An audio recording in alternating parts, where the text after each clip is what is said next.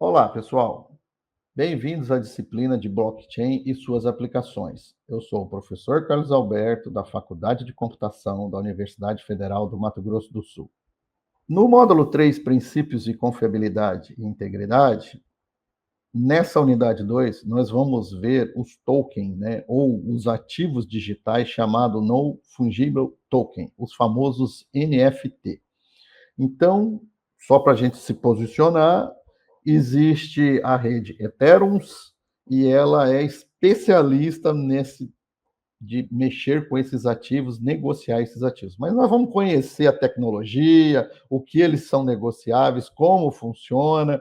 É exatamente um mercado competindo com as moedas digitais, mas usando o blockchain, ok? Então, para a gente se posicionar, quando surgiu lá o Bitcoin em 2008, em 2009 foi minerado o primeiro bloco, né? E usava a prova de trabalho como uma forma, né, de você registrar os blockchain, fazer a prova de consenso, validar e acrescentar um novo bloco e depois novas transações. Então, utilizava o pool, que é a prova de trabalho, prova de participação. Então, são vários mecanismos de consenso que a gente já estudou. Depois veio o Ethereum, e em 2015 que surgiu o Ethereum, né, um pouco depois, veio em 2022 o Ethereum, ele fez o quê? Ele lançou uma nova versão, e aí, utilizando mais a prova por participação, ele aumentou as opções de serviços que poderiam usar o blockchain, e uma delas é os contratos inteligentes para negociação desses NFT, tudo bem? E depois disso, já estamos se falando de uma versão 3 a partir de 2016, ainda em desenvolvimento, que trabalharia, né, com aplicações mais na área fintech, na área financeira, mas respeitando aqueles mecanismos de consenso, isso aqui. Então, vamos focar na rede Ethereum, versão 2.0, a partir de 2022, trabalhando muito mais em NFT do que as outras. Então, ela é a preferida, por isso que nós vamos estudar ela com mais detalhes, os NFT voltado para a rede de blockchain Ethereum, ok? Se posicionamos, podemos continuar. Então, o que é o NFT, né? O não fungível token. Então, esse termo de token não fungível, ele vem dos ativos digitais, tipo as criptomoedas, mas ele permite você autenticar um ativo e definir de quem é esse ativo, a propriedade. E ele seria um item único e insubstituível. Então eu vou lá e faço uma música digital e decido vender ela nas plataformas que tiver, ou alugar essa música, né? Ou mesmo trocar essa música. Então, ela é única, eu criei, eu sou o criador da minha criatura e eu vou ganhar direitos autorais em cima disso, ou eu posso vender esse ativo digital. Aí você fala, mas é uma música digital? É uma música digital. Assim, tem figuras, imagens, livros, e o que mais ganhou notoriedade são esses NFTs de figuras pequenas, figuras grandes, e aí eu vou falar o campeão deles daqui um pouco. Mas essas obras digitais também entram itens de jogos. Então, você está dentro de um jogo, é possível você comprar a espada, a lança, a flecha daqueles jogadores que foram campeões, vice-campeões. Você pode comprar vídeos, a música do jogo. Então, isso também entrou como um ativo digital. Além de ter os criadores, eu posso comprar dentro de um jogo outros ativos digitais. Então, cada NFT, isso que é o mais importante, tem um código único de identificação, um token. E baseado nesse token, eu faço transações na estrutura blockchain, garantindo a sua singularidade, ou seja, único, e posso rastrear isso aí ao longo da vida para quem foi essa obra de arte digital, quem vendeu, quem comprou, quem investiu, quem fez ela. É exatamente essa a ideia do NFT. Uma outra coisa importante que a gente tem que entender, hoje eu tenho os ativos tangíveis, quer dizer, eu tenho uma moeda de ouro, eu tenho uma barra de ouro, eu tenho cédulas de dólar, eu tenho dinheiro tangível, eu posso usar isso para comprar, vender, legal. Mas esse mesmo recurso eu tenho nos intangíveis, que são as moedas digitais, Bitcoin, Ether, Solana, legal, mas é intangível, eu não consigo pegar isso. Isso é virtualmente armazenado, depositado em um local, mas tem valor agregado. E aí eu entro, né, nos tangíveis não fungível. Olha que interessante, quer dizer, eu tenho uma única Ferrari que foi do comendador Enzo Ferrari, que está no museu tal lá, valendo milhões. É único esse item. Eu tenho um quadro do Van Gogh lá, o Caipirão, único também, está no museu tal lá. E eu tenho a minha casa como um bem também único, registrado na prefeitura, com número de matrícula, que eu também é um ativo meu que eu poderia negociar. E por último, vem essas figuras digitais, essas músicas digitais, obras digitais, que são os não fungíveis. Então, é aqui que nós vamos trabalhar, brincar e entender de como isso funciona. Lembrando que é um item único, e eu não é um único, autêntico, e eu sou o dono dele e eu criei, ok? Pensando nisso, aí eu já tenho uma imagem, né, de um item desse. Criou-se essa obra de arte, não estamos aqui para julgar a qualidade da obra de arte, mas sim a plataforma em que essa obra de arte vai ser negociada como um NFT, seja para compradores, para vendedores, para pessoas que trocam obras de arte para um para outro. Então, o mais comum disso são leilões que se negocia esse NFT e aí ele entra lá nesse leilão com um valor mínimo e aí as ofertas, numa certa hora, fecha. Então, como um leilão, ele tem hora para começar e hora para acabar. E naquele período de tempo, o cara dá o lance lá e o maior lance leva. Então, isso é um NFT, uma obra de arte digital ali, ok?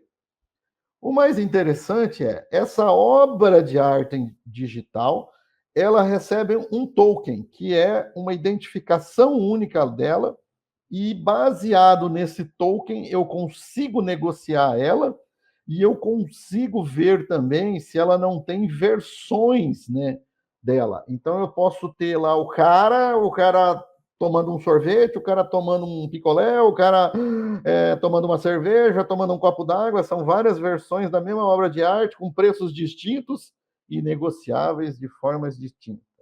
Eu tenho aqueles jogos virtuais que eu falei que eu posso comprar uma arma, um personagem, um terreno no metaverso. E aí eu tenho esses tokens de NFT de jogos. E aí surgiu nesse universo colecionadores digitais. Então o cara vai lá, sai comprando, comprando, ele é um colecionador de cards de esporte.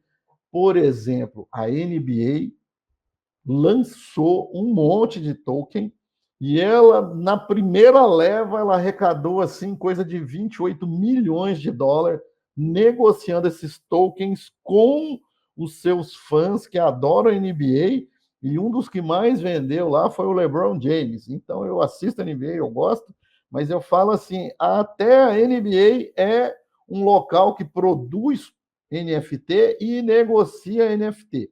O mais normal que eu sabia desses cards de esporte era no beisebol, né? Muitos filmes americanos aparecia aqueles cartão de beisebol dos jogadores, né? E eu fui para assistir aquilo, achei legal. Quando surgiu os NFTs aí, veio essa onda, a NBA entrou nela também. Mas esses cards também podem estar lá sendo vendidos no caso de jogadores de beisebol, ok? Em resumo, um NFT, utilizando a tecnologia blockchain, permite a criação e prova de propriedade, ou seja, é autêntico essa obra digital, por onde ela andou, quem negociou, e isso é irretratável, irrevogável, Não repúdio quer dizer está amarrada nos blockchain, está amarrado naqueles hashing e é um mercado digital, uma economia criativa e que está no começo, hein, pessoal? Agora vamos mostrar uns números. Olha só, em 2021, hein? Isso há 4 anos atrás, movimentou 18 bilhões de dólares esses NFT. O campeão deles, depois vocês investigam na internet, é essa obra aqui, Every Day, os primeiros 5.000 dias. O artista foi lá, pegou 5.000 fotos aleatórias no mundo, grudou num painel lá, virou um negócio de 310 megabytes, quer dizer, grande, e vendeu isso num leilão por 69 milhões de dólares. Depois vocês veem lá. E o direito de cada fotografia é direito aberto, tá? Ele pegou aí na internet, montou uma obra de arte e vendeu. E quem comprou isso aí foi a casa de leilão Christie, lá no, que tem na Europa, nos Estados Unidos. E ela é detentora desse NFT digital aí, pagando 69 milhões, tá? Uma outra obra, o CryptoPunk, versão 3100 lá, foi vendida por 7 milhões de dólares. Outro CryptoPunk lá também foi vendida por 7 milhões de dólares também. E esses CryptoPunk é legalzinho, eles são símbolos de, parece uma pessoa de óculos escuros, parece uma pessoa fumando, umas ideias aí abstratas, mas é uma obra de arte NFT e foi vendida por esses valores. Então você vê a grandeza dos números e como tem investidores que compram o NFT e negociam o NFT no blockchain usando esses contratos inteligentes, ok?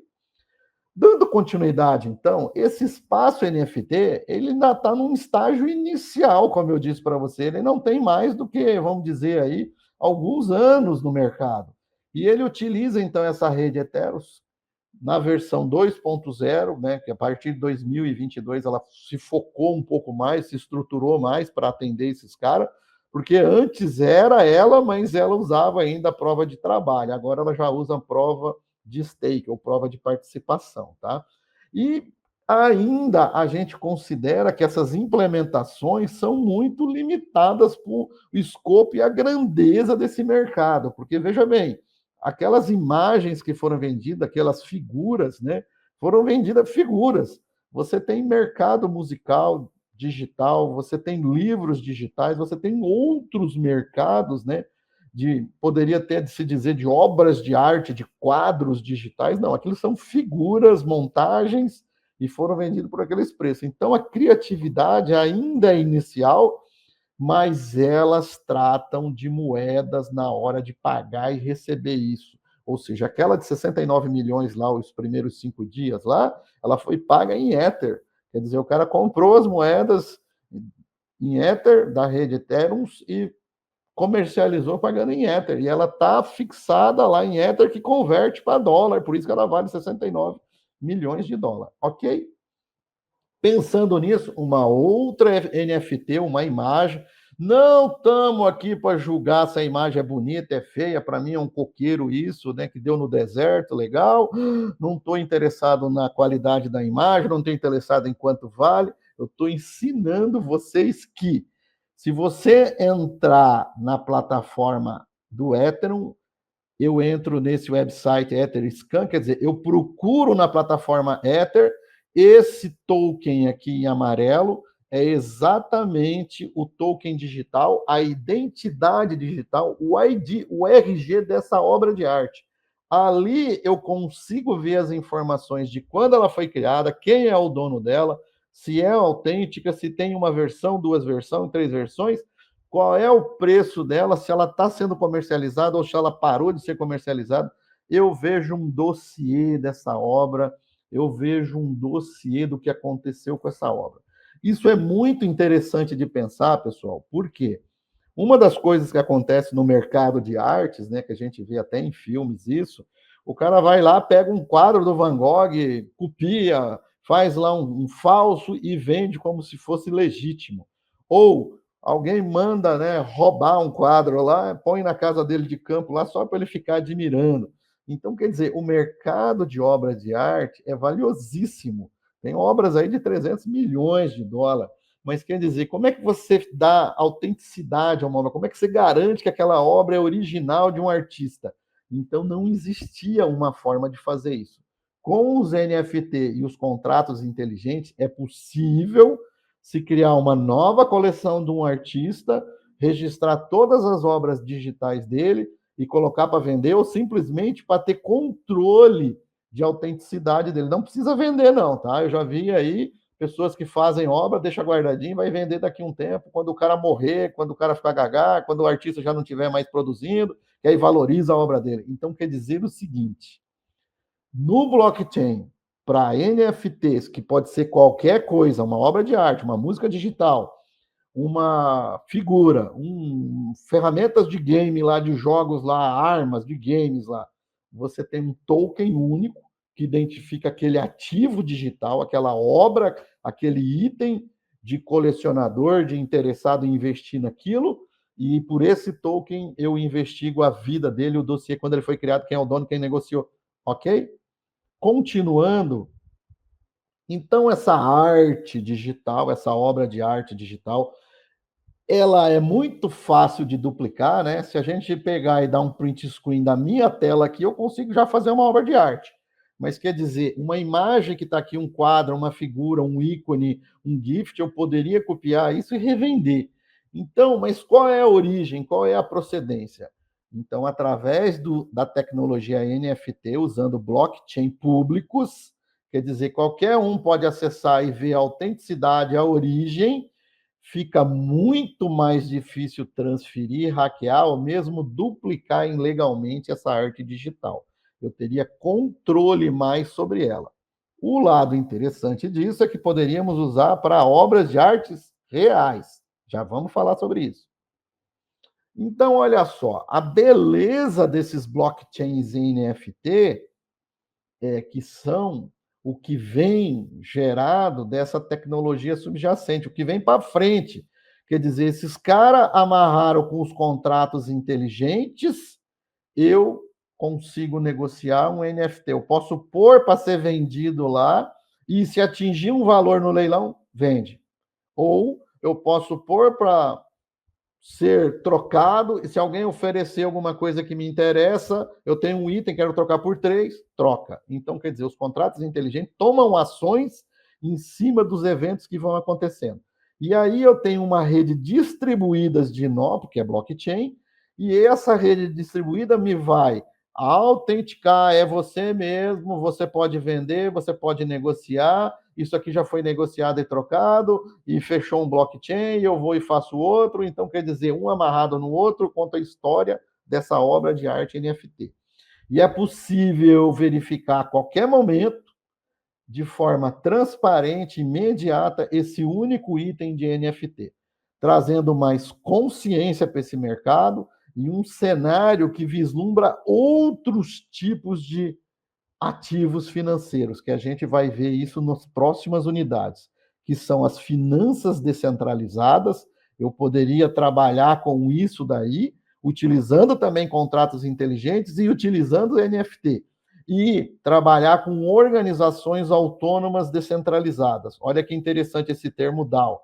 Eu poderia ter uma associação das empresas que fazem seguro de saúde nos Estados Unidos, e lá se registra todos os contratos de seguro de saúde, e eu posso verificar se um cara não tem 2 seguros de saúde, que é proibido por lei, mas eu posso verificar também outras regras de mercado através de blockchain, através da tecnologia de contratos inteligentes, através de itens únicos NFT. Olha que interessante. Então, dessa tecnologia que surgiu uma aplicação e já veio outras aplicações na sequência, ok? E o que eu posso fazer com esses contratos inteligentes em NFT? Então, a ideia é ter um token que identifica o meu ativo digital. Em cima disso, eu registro nos blockchains públicos, crio a cadeias de blocos, vou minerando e vou incluindo as transações. A gente já viu como funciona isso. Faço as provas de consenso, prova de trabalho, prova de participação. E nesses contratos inteligentes, eu ponho a regra do jogo. Vou trocar, vou vender, vou alugar, vou fazer parcerias, vou fazer trocas, eu invento a moda que eu quero nesse contrato inteligente. Ele vai seguir as regras de mercados que já existem, os caras que compram, que vendem essas obras digitais exclusivamente para pagamento por moeda digital, mas também se você tiver a plataforma que converte o dólar para o Ether e comprar em Ether, você consegue fazer, como você consegue converter de euro para Ether e comprar uma obra de arte, então também já é uma obra, um sistema subjacente que veio na sequência, e não tem um agente terceirizado, eu posso comprar e vender isso no mundo sem passar por uma casa de moeda, por um governo, quer dizer, vendas sem controle, vendas sem regulamentação, vendas ao bel prazer, você compra, você vende sem ter ninguém te mandando.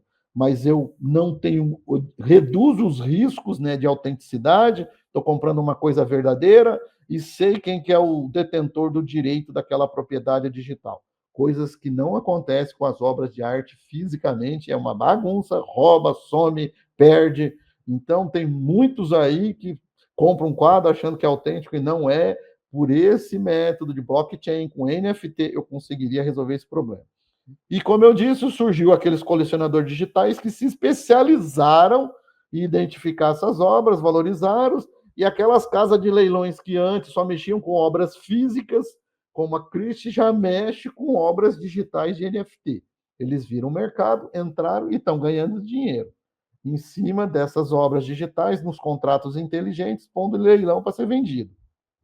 O lado interessante desse direito de propriedade, então, o NFT, eu posso criar, eu posso identificar, eu posso rastrear, monitorar e validar essas informações do direito de propriedade de um item exclusivo como um ativo digital. E aí, como eu disse, pode ser música, pode ser foto, pode ser filme, pode ser imagem, pode ser vídeo, GIF, áudio, modelos em 3D, livros, prosa de mídia física, mídia digital, os ativos de jogos ou itens de jogos, ou, como é que eu vou dizer, objetos de jogos digitais. Então, esses criadores de conteúdo digital, junto com os colecionadores autorizados, criam, identificam, monitoram, validam esses objetos NFT e as suas propriedades digitais, ok? O lado interessante disso, como eu disse, é possível também fazer de casas reais, de carros, de pets, não digital e digital. Quer dizer, eu consigo criar um cachorro lá.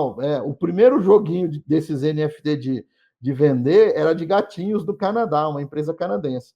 Mas era tão complicado chegar no final do jogo que ninguém conseguia chegar e ninguém conseguia comprar os gatos mais caros lá, só os gatos mais baratos. De lá veio os outros NFT. Então, quer dizer, até pet não digital, digital, eu consigo vender carro digital, não digital, casa, ou seja, não se limita mais hoje a nada. Eu poderia também comercializar obras de artes reais, joias, vinhos e todos os itens de objeto de colecionador que você imaginar. Eu já fui na casa de um cara que ele colecionava chaveiro, eu fui no outro que colecionava imã de geladeira, eu fui num outro também que ele colecionava caneca de chopp, copos de chopp. Eu fui num outro que colecionava aqueles copinhos de pinga, conforme o lugar que você vai, a cidade, você compra um lá. De forma de pinga, mas não é. Seria um shut, uma bebida rápida. Então, essas oportunidades surgiram a partir do blockchain, a partir dos contratos inteligentes e dos NFTs. Então, o NFT veio para isso. E daí, das finanças descentralizadas, como eu dei o exemplo, ainda vou falar mais lá na frente, veio câmbios que me permite trocar moedas fiduciárias, ou seja, moedas reais, real, dólar, eu, em moedas digitais, fazer essa conversão e entre moedas também. E eu posso até fazer empréstimos usando criptomoeda ou empréstimo de moedas fiduciárias, moedas reais do mundo real. Então, esse universo cresceu, desenvolveu e não tem limite, mas ele está num estágio inicial. Porque se vocês pararem para pensar, o mundo hoje comercializa na casa de trilhões de dólares. Então, quer dizer, você tem trilhão de objetos para vender, comprar e fazer aí os seus investimentos. E ainda nós estamos na casa de milhões, tá? Então ainda tem bilhão e trilhão, por isso que a gente fala que está no estágio inicial. Agora vamos para o que é interessante. Como é que eu registro, né, as propriedades, os dados, as características de uma obra NFT? Então vai ter o seu nome, é um campo obrigatório. Como é que você descreve o conteúdo principal dessa obra? Também é um campo obrigatório. E a oferta, sempre um dessa obra, mesmo podendo ela ser a quinta edição de 20 edições lá. Eu fiz uma fotografia minha, e aí eu coloquei eu colorido, eu preto e branco, eu de óculos, eu de barba, então criei 20 gerações minhas lá, e eu estou vendendo a quinta geração, mas é uma única oferta. Isso são os campos obrigatórios. E aí eu tenho algumas características chaves que são aspectos dessa chave de identificação. É uma figura, é uma música, é uma letra, é um livro digital. E eu tenho os outros casos necessários, que é o conteúdo de visualização. Como é que eu faço isso? Eu posso ver, eu posso ouvir, eu posso escutar. Então, quando eu estava nos Estados Unidos, eu escutava muito livros digitais, os tal dos audiobook, e eu pagava para ter direito a eles lá pela Amazon Prime. Então já era um comércio, isso em 2020, para vocês terem uma ideia. E por último, eu tenho campos opcionais, né, que eu posso fazer uma descrição mais detalhada do NFT, se o conteúdo é bloqueável ou não, e qual é os royalties recorrentes disso, se o cara vender para frente, se o cara alugar, se o cara emprestar, porque às vezes a obra de arte é dele, né? Lembra aquela obra de arte de 69 milhões? A Christie pode alugar ela, colocar no museu e alguém visualizar ela lá e cobrar um ingresso. Então também tem que registrar essas informações de um único NFT. E eu posso consultar isso e eu posso autenticar essas informações e verificar a veracidade da obra de arte, se realmente é aquilo que se propõe. Pensando nisso, eu trouxe aqui um modelo de um NFT, é uma obra de arte, não sei do que se trata, não estou aqui para julgar o mérito, eu não estou aqui para julgar quem fez, eu estou para entender como ela é registrada num blockchain e como ela é identificada, autenticada e como ela é comercializada. Como eu falei, vão ter campos que eu vou lá, registro. No caso em amarelo aqui é o token de identificação dessa obra e aonde está o arquivo dessa imagem que me permite visualizar ela com certas características de força, destreza, sabedoria e constituição. Então tem uma escala de valores lá que classifica isso. Também não vou julgar o mérito, tá? Apenas para entender como funcionam esses metadados de um ativo digital do tipo NFT registrado num blockchain e comercializado num blockchain usando uma moeda virtual ou usando moedas reais, tá? Lembrando que pode ser os dois casos, ok?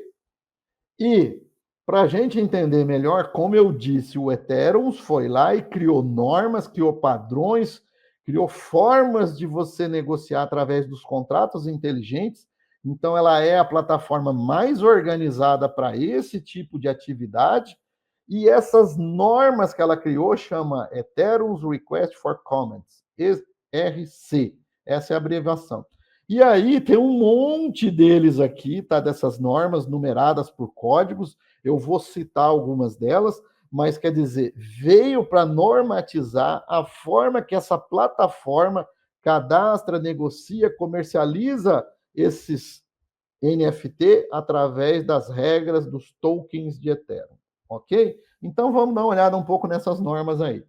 Então a norma ERC20 é desses tokens fungíveis, idênticos, intercambiáveis, como outro dinheiro ou também moedas, e pode ser comercializado na rede Ethereum, porque foi ela que criou, né? Então ela tem uma norma lá para ela.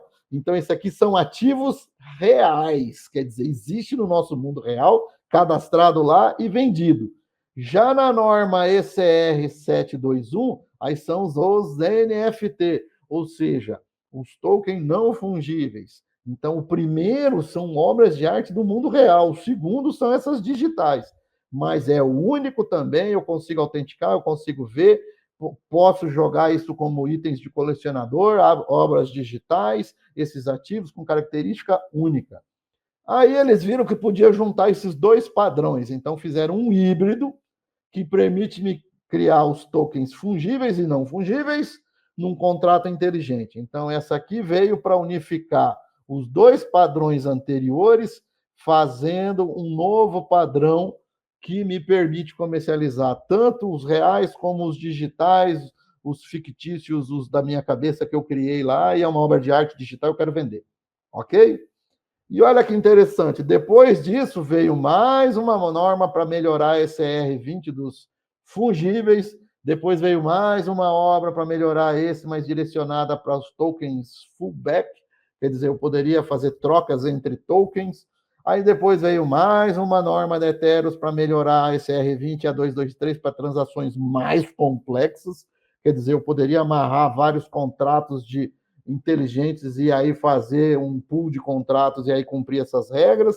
E por último, né, uma norma de padrão de ativos do mundo real segura regulamentada, conformidade com normas e regulamentos. Quer dizer, essa daqui veio para atender coisas da Europa. A Europa foi lá e normatizou um pouco esses contratos inteligentes e aí essa norma da Ethereum veio para padronizar isso, criando uma norma regulatória, tá?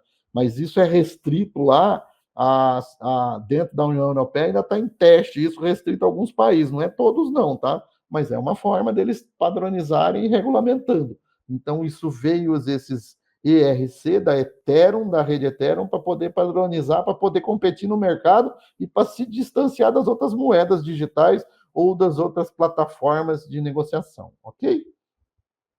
O que é interessante pensar é, nessa rede Ethereum, ele usa a prova de trabalho, que a gente já estudou isso, aonde ele negocia com vários outros nós, aquele que for mais rápido e conseguir criar lá um bloco, ele ganha lá uma recompensa, e aí ele adiciona esse novo bloco, amarrando pelos hashing, e ele também permite colocar transações nesse bloco, e esse serviço terceirizado público, por exemplo, como eu disse a vocês, está na AWS. Se você decidir ir lá na Amazon e contratar esse serviço, você não precisa implementar uma linha de código. Você vai lá e parametriza o que você quer, configura e põe uma plataforma de venda de Ethereum para trabalhar por prova de trabalho aí, ok? Então, algumas plataformas que vendem NFTs, tipo os avatars, o Avengots, o Artblocks, utilizam essa plataforma de Ethereum e negociam esses NFT. Já eu tenho um tal de NFT off-chain, tá? Que eles são tokens com autenticidade, com propriedade, mas não protege essa obra de arte digital. Quer dizer, não tem redundância incorporada. Então, se eu quero trabalhar com esse tipo de arte digital, eu uso essa NFT off-chain aí, tudo bem? Então, eles vão criando padrões, modelos para atender todos os gostos, todos os tipos de investidor, todos os tipos de cliente e fornecedor. Beleza?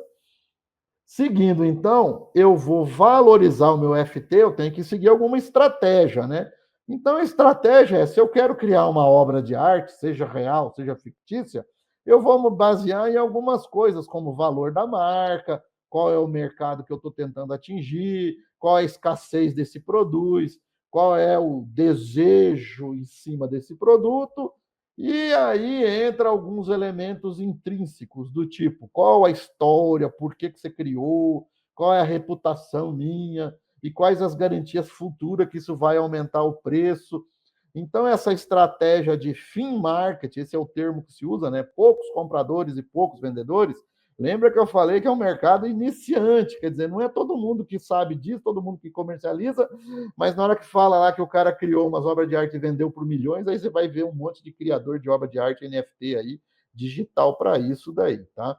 Então, isso aqui são as estratégias para você conseguir fazer o seu NFT, valorizar ao longo do tempo, e você que criou lá, acha que vale 1.000, vende por 1 milhão depois, ok? Então, qual é os royalties recorrentes de quem cria NFT? Né? Até eu estou pensando em ser um criador de NFT. Então, ao criar essa obra digital, eu posso vender essa obra digital. Então, eu ganho na venda, né, dessa obra para o próximo comprador, registra lá no blockchain, amarra o hash anterior lá, né? E aí, por 10 vezes, 100 vezes, né, o valor original, esse artista vai receber uma venda secundária, né, se houver o registro disso aqui. Se não houver o royalty recorrente, você só ganha na hora que você vendeu a primeira vez. Se você pôs recorrente, à medida que vai vendendo, eu vou ganhando um percentual de venda da minha obra original. Isso é muito comum, por exemplo, no futebol, né?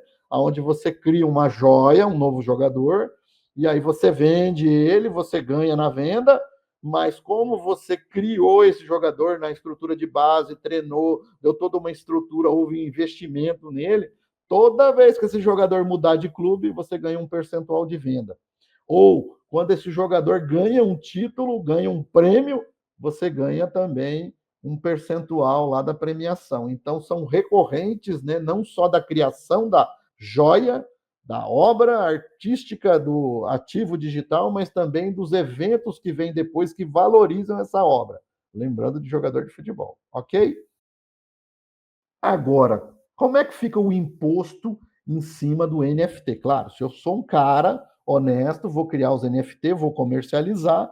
Se eu vendi, eu já tenho ganho de capital. Então, se eu vendi lá por 1 milhão, era zero para mim, eu criei mesmo. Pode ser que eu gastei alguma coisa, né, para criar, mas beleza, tive que pagar alguma taxa, registrar, pode ter despesa isso aí.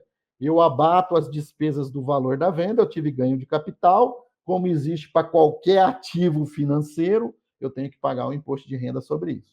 Isso existe no Brasil, existe em qualquer país lá fora.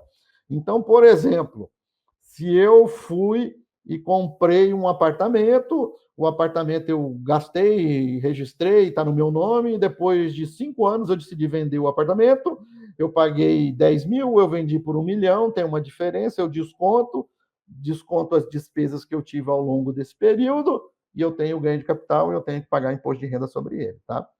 Agora, isso eu sou o criador, tudo bem? Dessa obra de arte, desse apartamento, eu criei, construí, vendi, ganho de capital. Mas e se eu sou investidor que compra e venda? Aí é lucro, mas é o lucro sobre o ganho de capital. Quando der lucro, se der prejuízo, também é permitido registrar e abater do lucro de outros ativos. Então, quer dizer, um NFT é como se fosse um ativo do mundo real, não tem diferença. Apesar de ser digital, apesar de ser virtual, apesar de estar no mundo da computação, ele é taxado como se fosse um carro, um terreno, não tem diferença, ok? Então, eu encerro aqui essa unidade, onde eu apresentei a vocês o NFT, as suas definições do seu comércio. Então, existe um livro muito legal na biblioteca da universidade, com um monte de capítulo que explica os NFTs, chama NFT para leigos. Então, tem o capítulo 1, que eu recomendo, o capítulo 2, capítulo 3, capítulo 4 e capítulo 5, para vocês fazerem uma leitura e entender o que é mercado do NFT. Lembrando que ele usa tecnologia de blockchain e usa tecnologia de contratos inteligentes. O outro livro é o Manual do NFT. Exatamente capítulo 1, capítulo 2, capítulo 3, capítulo 4, e fala no último capítulo os marketplaces. Vale a pena dar uma olhada nesse livro, também o link do site desse livro, que lá estão os principais mercados para você fazer leilão das suas obras de arte digital. Se você decidir investir e criar aí, fica à vontade, ok? Um bom estudo para vocês e nos vemos no próximo módulo a seguir.